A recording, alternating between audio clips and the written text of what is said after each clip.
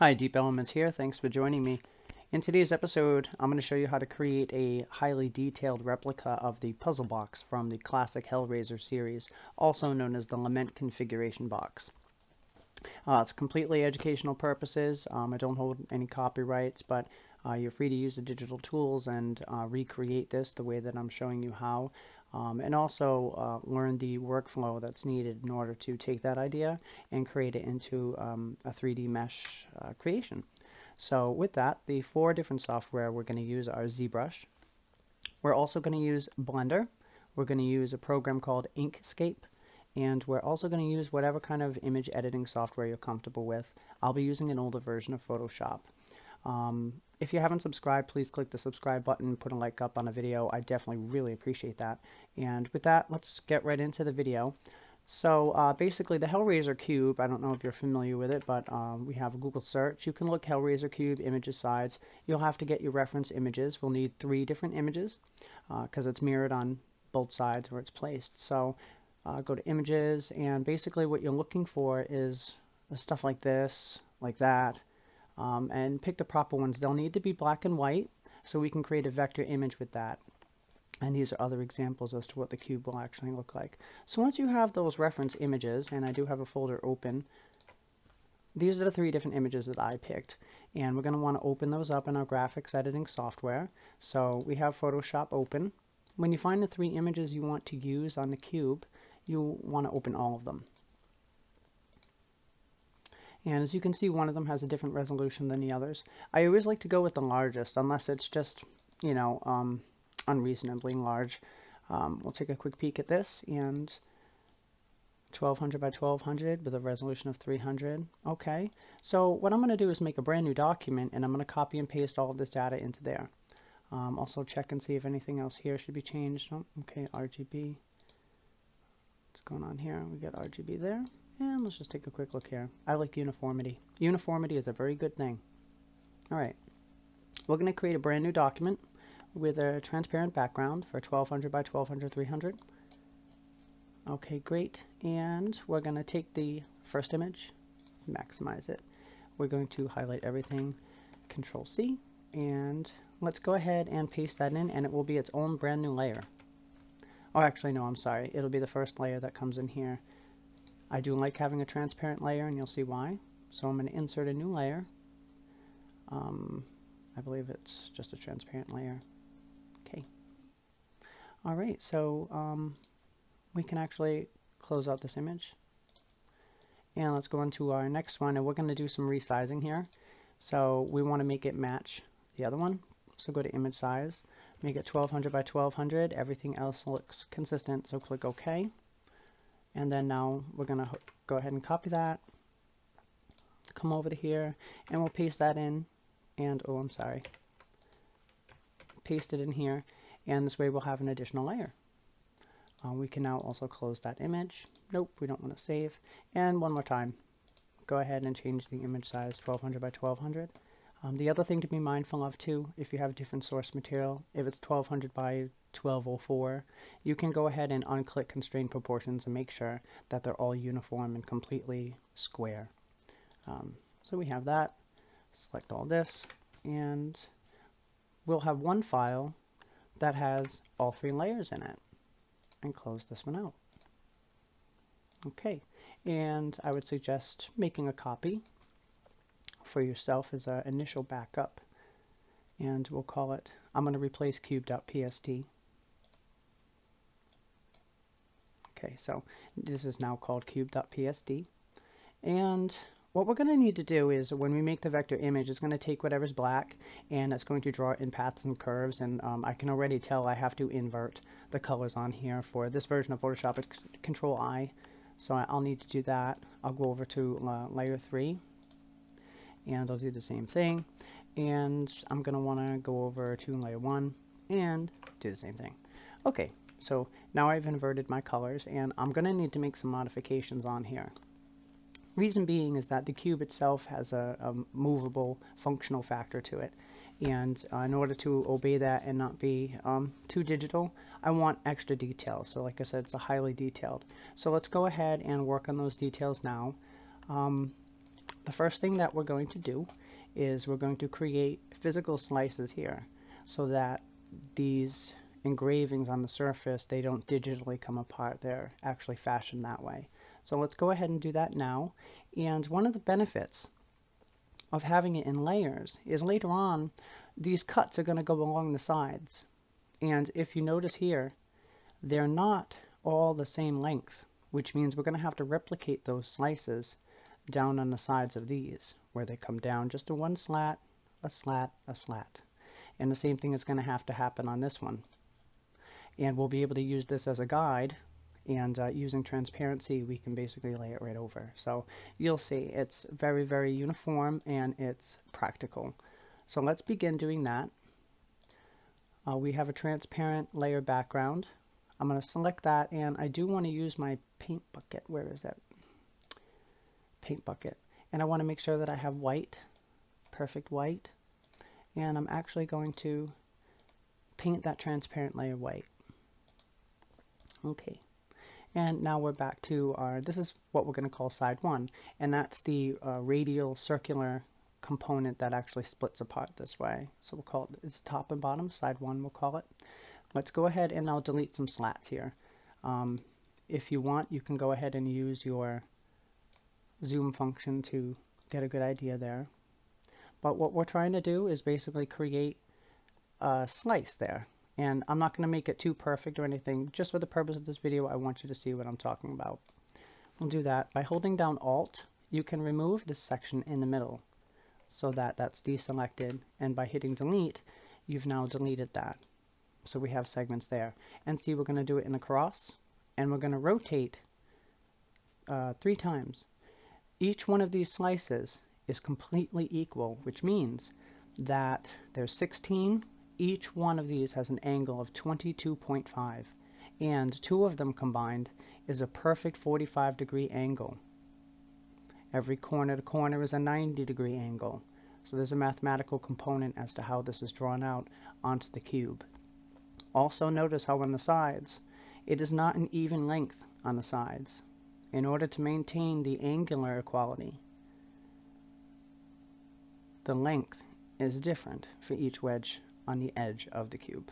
So interesting to note. But anyway, let's take care of this portion of it. And I'll try to do it relatively quick. You see what I'm talking about here. I'm not going to go for perfection. Okay, so we got that done. We're going to do a rotate and arbitrary.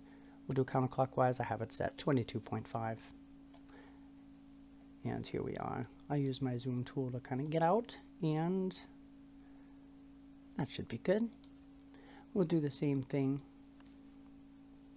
We're going to make those cuts and take out the center. Delete, and same thing here. We don't need perfection, not right now. And we'll do one more rotate. Same thing as before, 22.5.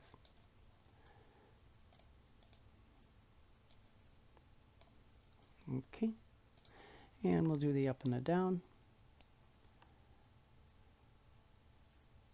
Again, like I keep saying, not striving for perfection, even though it's hard for me to just kind of do it quick. But it's important for you guys to see this live, real time, see how long it really takes to do this design after all the thought's been put into it. Okay, one more rotation. I believe just one more at 22.5. Yes. Zoom out a bit. So as you see, yep, only one more cross of deletions. And there. And one more, and we have the radial part done. And you see how much more pleasing that looks. And yeah, it looks a lot better. Those details are actually very important in the end, because the sum of those also make up your piece. And it becomes evident when compared to not having those details. You see it, you feel it. So there we go. We've got our natural cuts that go all around. So that's great. Let's go over to image rotation, and we're going to get it back to a 90-degree kind of angle here. Okay. So here we go. Let's go ahead and do a quick little trim. Okay, and let's also double check our image dimensions. We are off by 1. So in this case, you can undo constrain proportions and make it again 1200 by 1200 and click OK. Great. So that way we know we still have completely square control. Alright, so we do need to do a little bit more, and this is because thought went into the design and when the parts move and such, and also other detail, as well as geometry, having controlled geometry with our object. So we are going to remove that circle and we're going to fashion it ourselves. But we're also going to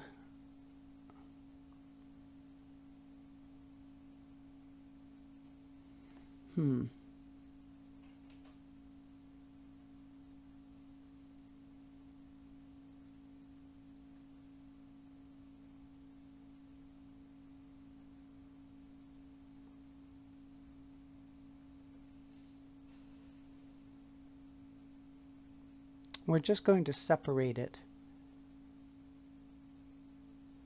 So we're going to want to isolate the center. Sorry for the delay. I was just thinking about how I did this initially. Okay, so let's go up here and save this. And let's go ahead and take out that center. And to do that, you're going to want to make an elliptical marquee. You can just start off with any kind of a circle that you want. Once you have that, right click on it and go to Free Transform. And now you can go ahead and resize it to, oh, I'm sorry. It's not Free Transform. Transform Selection. You can go ahead and size it and get it perfect for your image.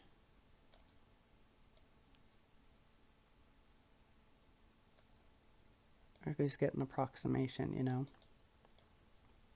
So for me, what I want to do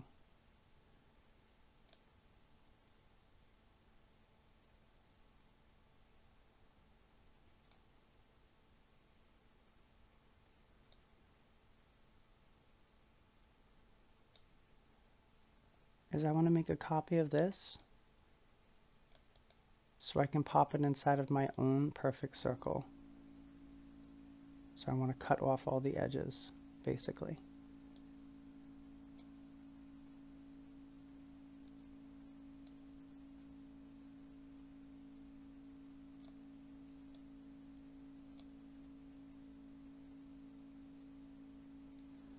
I think that should be good.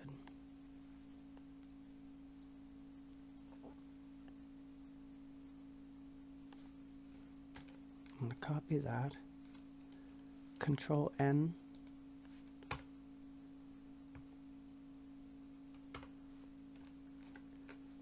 Open a new one and Control V. Oh.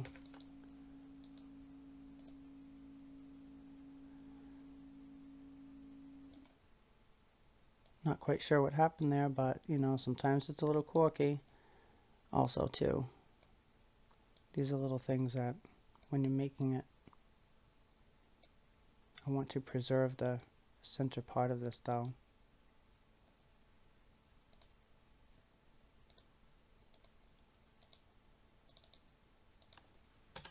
Hit enter. Okay.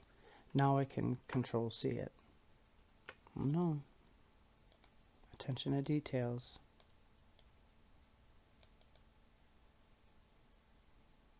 There we go. Control C, Control N, enter, Control V. So now we have this backed up. We want to keep that, okay? Alright, so now transform selection, and we only want to get rid of this.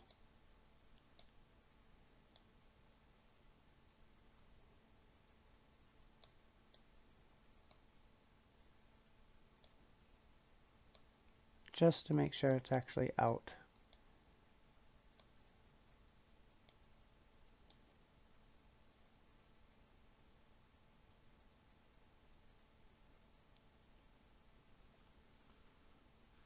Hit enter, and then delete and escape. Okay, so we've taken the center out of here.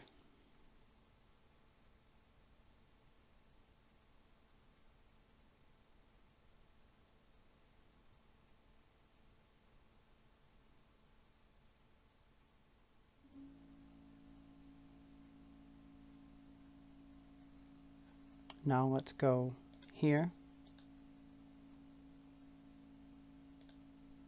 We'll keep layer 1 visible, and we're going to make those slats on the side.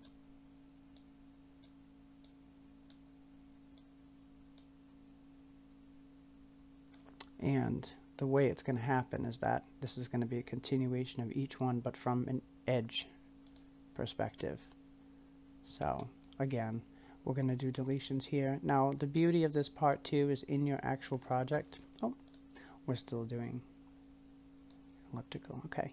The beauty of this is that because they are going to be separate sections, is that you can go ahead and resize them too. So you don't really have to worry about this part being completely perfect, which is really nice. You do have full control inside of your sculpting program. So just make sure you're looking at it from an edge perspective though to start with, because it'll be more convenient for you. Alright, so we have that edge done, and then we can bring that back up to 100 and you can get an idea. So we have nice separations there, and then we will work on this layer. Do the same thing. Reduce the opacity, and then with it selected along the edge, make your sections. You can put more or less attention into it however way you want. You as the creator can do it any way you like, which is wonderful. And here we go. And we have that side. So all of our sides, they have realistic. You can obviously resize each section, which is great. One thing that we're going to do on these sides is we are going to get rid of these circles and make it ourselves, because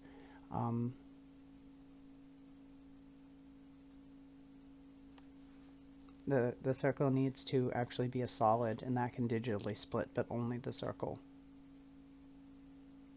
So this is part of the detail that's going to go into it. So let's get back our elliptical marquee tool, draw it in a circle, right click it, transform selection, and for this we don't need to preserve any details, but I wanted to preserve that other detail because we are going to use that.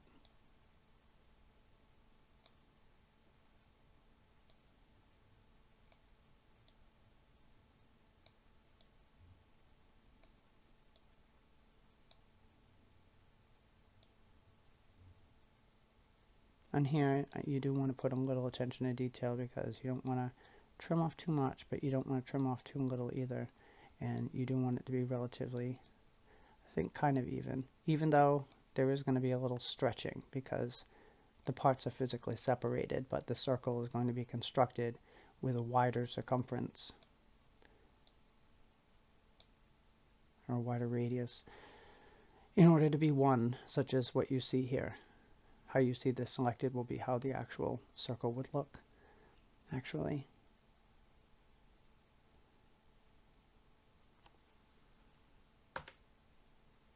I hit enter, and I'm going to hit delete on that. I'm going to change the delete color to a black, and I'm going to go to OK. Well, I guess I don't need to do that. That's fine. We're going to make the circles for that completely in Zbrush. Okay, so we've got that taken care of. We do need to take care of the circular. Not here. This one is fine. That can be separated. But these kind of simulate buttons. Yeah, on the two sides. Those really do kind of simulate buttons. So that's cool. Alright, so I think we're good as far as this part one with the vectoring. We're ready to go ahead and create vector images with this.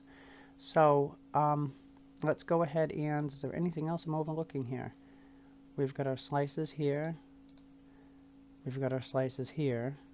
Let's check our image size. Is anything? Everything is great.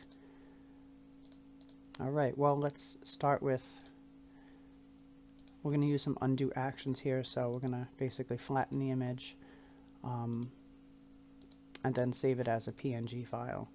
So save it as PNG. We'll go to here, sample images, we'll put it in there, side 1, save, none, okay, and step backward. Now we'll go to the next layer, and we'll do the same thing, layer, flatten image, okay, file save as. This time we'll call it side 2, click OK, or save, yep. And again, we'll step backward once, and with the top one selected, flatten the image and save it as side 3. Click OK. Alright, and then of course step backward again. And this time we're going to save another backup of it, but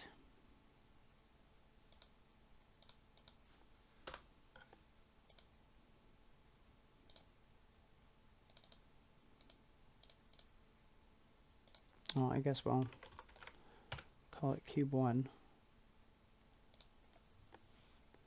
Okay, so we're going to go into Inkscape now and bring these in and create vector images out of it.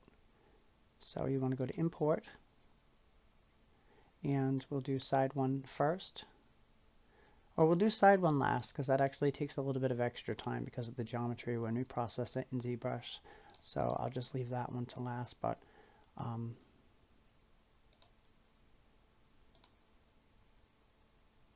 once you have the image in here, you want to right click it and go to trace bitmap. And up here, it starts off 0.45. I like to make that 0.5. When you click update down here, it's going to then show you a preview, basically an updated preview.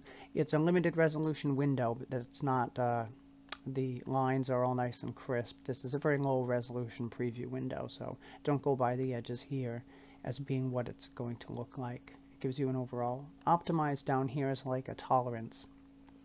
Think of it as a tolerance with angles.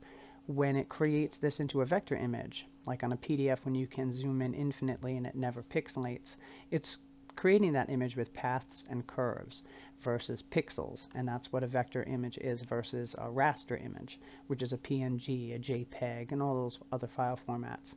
So depending on how much complexity you have, you may want to lower this tolerance so it includes more paths and curves, especially if you have a detailed rounded corners that might be a little bit tighter or of a higher resolution. You would need to capture that depending on your image. So for this one, instead of doing 0.2, I'm going to do 0.18. I could do anything lower as well. It really just depends on, you know, how I might want to compromise or whatever. I'll do 0.11. Click update. All right, once you click OK, it's processed it.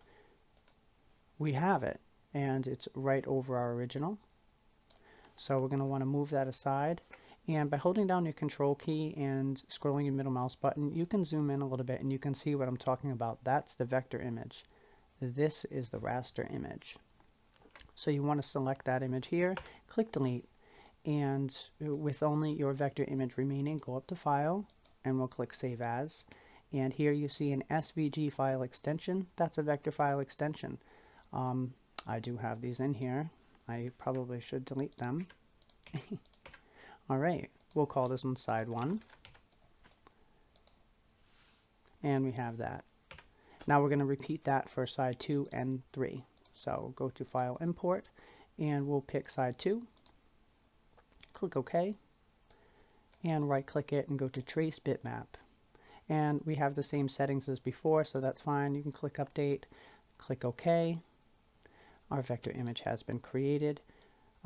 Always zoom in a little bit, holding down the control and scrolling your middle mouse button, just to confirm that you have your raster image selected before deleting it. And scroll back out the same way.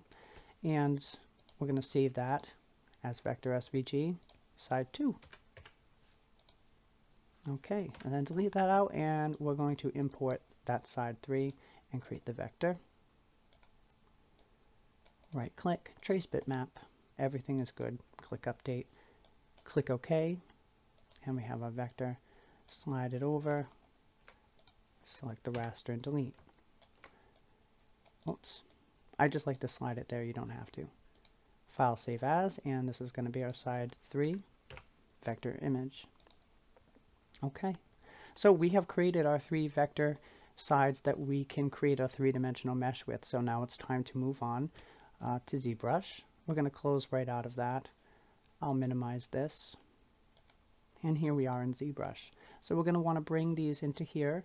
And to do that, you would go to Z plugin. And I've already dragged Z plugin like this over to here. So I have Z plugin on top of here. You would go to Text 3D and Vector Shapes, and you have a bunch of options here. We would bring it in through New SVG, and being mindful of the import settings we have selected. So usually Adaptive will allow for it to generate additional geometry in areas that may require it, abiding by the paths and curves that we put in the tolerance of the vector file. Resolution is usually 3 by default. It's not a bad idea to just start with 3. You might end up finding you like 2 better, or you like to increase it. It depends on your taste. Extrusion is how thick that 3D geometry is going to be. And you can also do some beveling. So let's bring in, we'll keep side 1 last because that will take the most amount of time. There's a lot more data in there than side 2 and 3. So desktop YouTube examples, vector imagery. Let's go to side 2, and I'm actually going to make it a resolution of 2 as well, because I believe 2 is fine from my recollection. It's always better because that means it will have less geometry, so it'll be lower poly while still abiding by. So it seems like it's already done it. Reading goes Z file. I usually wait until it's done with any parameter there. There we go. Alright, so I guess now draw it out. And look at that. We have, holding down my shift key kind of evens it out, and I let go of my mouse button. As soon as I draw it out once, I click on edit, and this way I can now look at my 3D mesh. And so that's what it looks like right now. And I can analyze it a little bit. Of course, I'm going to utilize normal smoothing, so I won't have to see that, but looking above it and thinking about, I think that that's fairly decent. I think that that would work just fine. You know, I'm not too hot on the edging here though, so perhaps not. Not a bad idea to check. As soon as I make the slider 3 and I let go of my mouse button, it immediately begins to recalculate. And so I'll see up here. Okay, and then it's immediately reflected in that mesh that was already drawn out. As you can see, there's more geometry. I think that does look better, and that's what we're going to have to go with.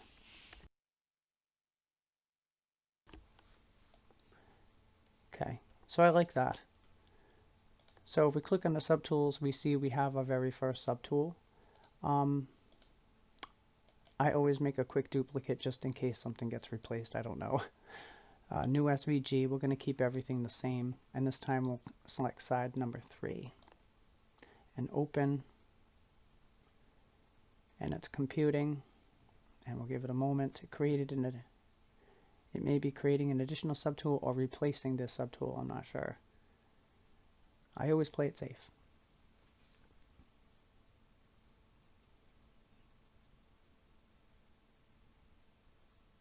Okay, it's almost done. Okay, and let me unselect these so I can only see the new one. So we have that here, and this one is 31,000. For what I'm using it for, that's within the tolerances of what I'm using it for. So that'll be sufficient. You know, the circular forms are fine. Yeah, I can live with that. There is a little bit you can see in the actual imagery. It must have been slightly shaved somewhere, but that's okay. the actual puzzle box is small enough that that's a minuscule detail that is acceptable to me on this project. So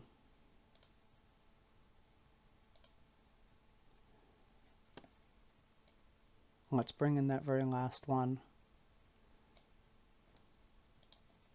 Side 1. Open. Ooh, it didn't like that.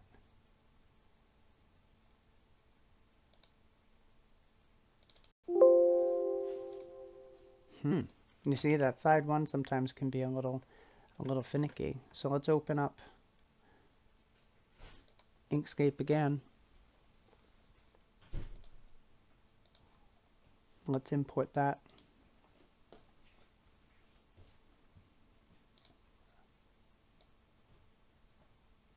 Let's import side 1 PNG from file this time. I don't know if that'll make a difference. And we'll recreate the vector. Why don't we keep it at 0.45 because we had changed that. And for optimize here with our, we'll leave it at 0.2. Go to update, go to OK.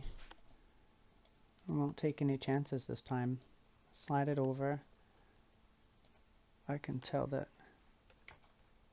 yes, that's the vector, the raster. And we'll save it as side 1. And like I had before where I deleted, I had to do an _2. Side 1 _2, save. And we'll close that out. And I'm going to go to new SVG, side 1 _2. All right, computing. Sometimes there can be a little trial and error based on each unique configuration. All right, wonderful, beautiful, beautiful, beautiful. That is what we wanted. We're going to delete that, and we're going to delete that, and we can also delete that copy. Cool. So we have our 3 different sides here, and we'll be able to work with that. Next, we're going to get to the cube. We're going to create a 3D geometry of the cube in part 2. So go ahead and take a peek at that now. Again, remember we came into this issue where we don't have, let me put perspective mode on as well. We don't have even edge lengths, and that's something that we only accomplished by overcoming the angular inequality issue. So we have to take the geometry from a cylinder and we have to make that line up into the configuration of a cube. So we're going to do that in part number 2, plus we're also going to create uniform circular portions and stuff for the mesh, and yeah, it's going to be exciting. So go ahead and take a look at part number 2, but this is how you use images and Inkscape to create the vector imagery custom yourself and then extract the edges for the cube. All right, thank you. Go ahead and click on part number 2. I'll show you how to make the cube.